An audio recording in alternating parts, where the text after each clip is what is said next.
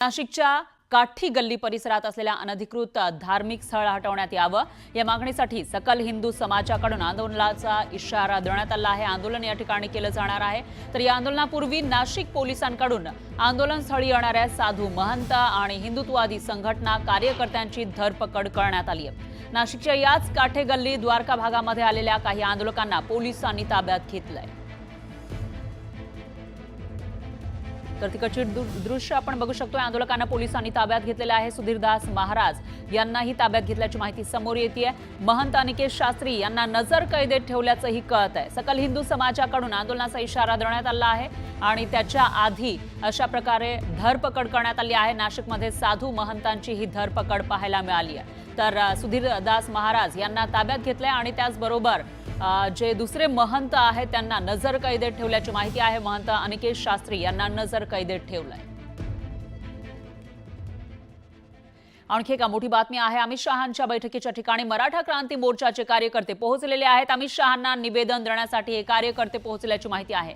सरपंच देशमुख हत्या प्रकरणामध्ये त्यांनी भेटीची वेळ मागितली आहे। तर कार्यकर्त्यांकडून शहांना निवेदन देण्याचा प्रयत्न केला जातोय। अमित शहा जे देशाचे गृहमंत्री आहेत आणि ते आता पुण्यामध्ये असताना त्यांना मराठा कार्यकर्ते हे निवेदन देण्यासाठी भेटण्याची वेळ मागतायत। अमित शहांच्या बैठकीच्या ठिकाणी मराठा क्रांती मोर्चाचे कार्यकर्ते हे पोहोचलेले आहेत आणि अमित शहांना निवेदन देण्यासाठी ते प्रयत्न करताना दिसून येत आहेत। सरपंच देशमुख हत्या प्रकरणामध्ये त्यांनी भेटीची वेळ मागितल्याची माहिती समोर येते। त्यांच्याकडून निवेदन देण्यासाठी प्रयत्नही केले जात आहेत। दरम्यान त्या कार्यकर्त्यांना पोलिसांनी ताब्यात घेतलेलं आहे। अमित शहांना निवेदन देण्यासाठी जे कार्यकर्ते इथं पोहोचले होते त्यांना पोलिसांनी ताब्यात घेतले आणि पोलिसांची ही व्हॅन त्यांना घेऊन पुढे गेल्याचं दिसतंय। दरम्यान या विषयी अधिक माहितीसाठी आपले प्रतिनिधी अभिजित पोटे हे आपल्यासोबत जोडले गेले आहेत। अभिजित, काय सांगाल? मराठा क्रांतीचे जे कार्यकर्ते आलेले होते त्यांना पोलिसांनी ताब्यात घेतल्याचं दिसतंय, नेमकं काय म्हणणं होतं या कार्यकर्त्यांचं? फर आपल्याला माहिती आहे की गेल्या रात्रीपासून खरं तर अमित शहा हे पुण्यात मुक्कामी आहेत। आज केंद्रीय गृह खात्याची महत्वाची बैठक, जो पश्चिम विभाग आहे त्या पश्चिम विभागाची महत्वाची बैठक जी आहे ती खरं तर पुण्यात होती। याच बैठकीला राज्याचे मुख्यमंत्री, दोन्ही उपमुख्यमंत्री आणि गोवा आणि गुजरात अशा दोन राज्याचे अजून मुख्यमंत्री आणि सर्व गृह खात्याचे अधिकारी जे आहेत ते सगळे उपस्थित होते। आणि याच अमित शहांच्या दौऱ्यादरम्यान मराठा क्रांती मोर्चाचे जे कार्यकर्ते आहेत पुण्यातले, त्यांनी अमित शहांच्या भेटीची वेळ मागितली होती। बीड आणि परभणी प्रकरणात जो पोलिसांनी हलगर्जीपणा केला किंवा गृह खात्यानं हलगर्जीपणा केल्याचा आरोप या मराठी क्रांती मोर्चाच्या कार्यकर्त्यांनी केला होता आणि त्याच संदर्भात आम्हाला केंद्रीय गृहमंत्र्यांना जे आहे ते निवेदन द्यायचं आहे आणि यासाठी केंद्रीय राज्यमंत्री जे मुरलीधर मोहोळ आहेत पुण्याचे, त्यांच्याकडे या भेटीची वेळ मागितली होती। पण ज्या वेस्टिन हॉटेलमध्ये अमित शहांची बैठक सुरू आहे तिथंच हे सगळे कार्यकर्ते पोहोचले होते, पण सुरक्षेच्या दृष्टीनं हे सगळे कार्यकर्ते आत जाऊ नये म्हणून पुणे पोलिसांनी चोख बंदोबस्त जो आहे तो या सगळ्या परिसरात ठेवला होता। आणि जे कार्यकर्ते निवेदन देण्यासाठी आणि भेटण्यासाठी आले होते त्या सगळ्या कार्यकर्त्यांना जे आहे ते पुणे पोलिसांनी ताब्यात घेतलेलं पाहायला मिळतंय। आतमध्ये महत्वाची बैठक जी आहे ती गृह खात्याची सुरू आहे। स्वतः केंद्रीय गृहमंत्री अमित शहा, मुख्यमंत्री, सगळे जे मोठे नेते आहेत, खरं तर देशभरातल्या 3 ते 4 राज्यातून आलेले सगळे अधिकारी आहेत, त्यांची बैठक सुरू होती। आणि याच बैठकीदरम्यान हे मराठा क्रांती मोर्चाचे कार्यकर्ते जे आहेत ते पोहोचले होते आणि त्याच मराठा क्रांती मोर्चाच्या कार्यकर्त्यांना आता पोलिसांनी ताब्यात घेतलेलं आहे। केवळ भेटीची वेळ मागितली होती। गृह खात्याचं जे अपयश आहे ते अपयश आम्हाला केंद्रीय गृहमंत्र्यांना लक्षात आणून द्यायचे म्हणून आम्ही त्यांच्या भेटीची वेळ मागितली होती असं त्यांचं म्हणणं होतं।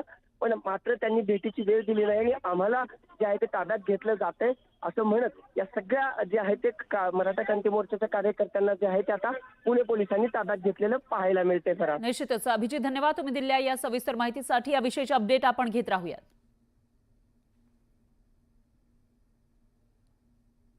आणखी एक मोठी बातमी आहे। भाजप आमदार सुरेश धस यांनी केज पोलीस स्टेशनमध्ये जाऊन पोलीस निरीक्षकांसोबत चर्चा केली आहे। देशमुख कुटुंबियांची भेट घेतल्यानंतर ते पोलीस स्टेशनमध्ये दाखल झाले होते। दरम्यान यावेळी त्यांनी केज पोलीस स्टेशनमधून थेट पोलीस अधीक्षक नवनीत कावत यांना फोन लावला। जे आरोपींच्या समर्थनाचे स्टेटस ठेवतायत त्यांच्यावर कारवाई केली पाहिजे अशा सूचना धस यांनी पोलीस अधीक्षकांना दिल्यात। त्याचे एक्सक्लुझिव्ह दृश्य आपण न्यूज 18 लोकमतच्या माध्यमातून बघू शकता।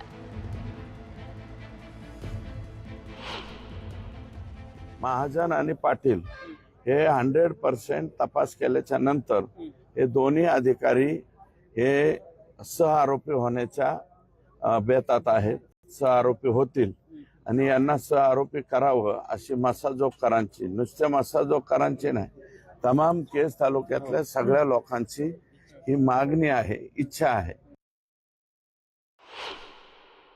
आता 307च्या फरार आरोपी बरोबर जर पोलीस स्टेशन मधले लोक गप्पा मारित असतील तर मग यांच्याबद्दल काय होणार आहे? हा कृष्णा आंधळे अजूनही सापडायला तयार नाही. हा 307 मध्ये ऑलरेडी फरार आहे आणि फरार असताना केजच्या पोलिसांबरोबर चहा पाणी पिताना दिसलेला आहे. मग ज्या अर्थी महाजन आणि पाटलाचं हे कृत्य आहे. 2 मागण्याच्या बाबतीमध्ये ऑलरेडी निर्णय होत आलेला आहे. एक म्हणजे माननीय उज्ज्वल निकम साहेब यांची नियुक्ती ही लवकरात लवकर व्हावी. दुसरी जी आहे ते फास्ट ट्रॅक वरती, तर मुख्यमंत्र्यांनी मला वाटतं याच्या बाबतीत सांगितलंय फास्ट ट्रॅक कोर्टातच या घटनेची सुनावणी होणार आहे. दरम्यान भाजप आमदार सुरेश धस यांनी मस्साजोग गावात जाऊन संतोष देशमुख यांच्या कुटुंबियांची भेट घेतलेली आहे. यावेळी त्यांनी देशमुख कुटुंबासह मस्साजोगच्या ग्रामस्थांशी चर्चा केली. तर संतोष देशमुख हत्या प्रकरणातील आरोपींना जेलमध्ये व्हीआयपी ट्रीटमेंट दिली जात असल्याचा आरोप सुरेश धस यांनी केलाय. जेलमध्ये वाल्मिक कराडला मटण पुरवलं जातं, बॅगही पुरवली जाते असा आरोपही धसांनी केलाय. तर मस्साजोगमधील ग्रामस्थांच्या मागण्या घेऊन मुख्यमंत्री फडणवीस यांना भेटणार असल्याचं सुरेश धस म्हणाले. आरोपी हे पोलिसांनी तयार केलेले आहेत. कृष्णा आंधळे हा फरार फक्त लोकांसाठी कागदोपत्री होता, परंतु तो एका राष्ट्रवादीच्या कार्यालयात सर्रास ही काळ्या कलरची जी गाडी होती, माझ्या भावाला ज्याच्यात अपहरण केलं, ती गाडी त्या ऑफिस समोर ठेवून हे त्या ऑफिस मध्ये सर्रास बसायचे. आणि हे फक्त आरोपी हे आमच्या कुटुंबासाठी, आपल्या समाजासाठी किंवा ह्या गोरगरीब लोकांसोबत ज्याच्यासोबत अन्याय केले त्याच्यासाठी हे आरोपी आहेत. हे पोलिसांचे मित्र होते. सीआयडी कडे जो तपास दिला, त्या सीआयडी कडे तपास दिल्यानंतर ह्या केज पोलीस स्टेशननं इतकं निष्क्रिय काम का केलं? एकही पुरावा एक माणुसकीच्या नात्यानं डीवायएसपी असतील, जे कोणी तिथं अधिकारी असतील त्यांनी द्यायचा प्रयत्न केला नाही. समाजातून सगळे पुरावे आले. दुर्दैव आहे ते अत्यंत. जर समाजानं काही पुरावे दिले नाही तर आरोपी निर्दोष सुटण्यासाठी ह्यांची मदत दिसत होती. ज्या मागण्या आहेत आणि जे आंदोलन आहे त्यावर सगळे गावकरी आणि मी स्वतः पण ठाम आहे. हे सगळ्या आमच्या मागण्या ज्या रास्त आहेत त्या झाल्या पाहिजेत आमच्या मान्य, आणि आम्ही आमच्या भूमिकेवर ठाम आहेत. आम्हाला 25 तारखेला आम्ही आंदोलन करणार आहे. तर सुरेश धस हे देशमुख कुटुंबियांना भेटीला गेले होते, ही चांगली बाब आहे असं खासदार सुप्रिया सुळे यांनी म्हटलेलं आहे आणि त्यावरून प्रतिक्रिया दिली आहे. मी त्याचं स्वागत करीन. याचं कारण असं की आमच्यासाठी ही लढाई राजकीय नाही, ही एक सामाजिक लढाई आहे. जी एवढीच मागणी आहे की त्या तिन्ही कुटुंबांना न्याय मिळावा आणि कृष्णा आंधळे अजूनही फरार आहेत. मलाही आश्चर्य वाटतं की जवळपास 72-73 दिवस झाले एक माणूस सरकारला सापडत नाही.